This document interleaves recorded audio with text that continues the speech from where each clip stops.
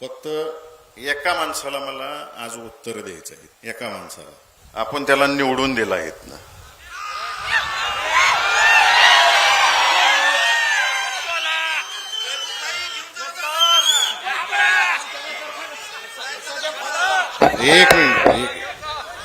एक मिनिट.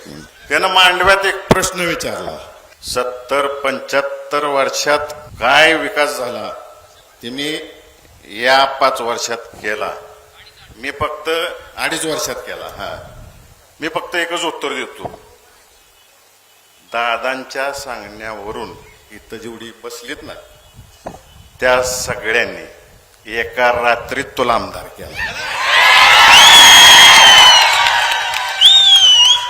आणि तुला एका रात्रीत तुझं पार्सल माघारी पेडला पाठवायचे आमचं.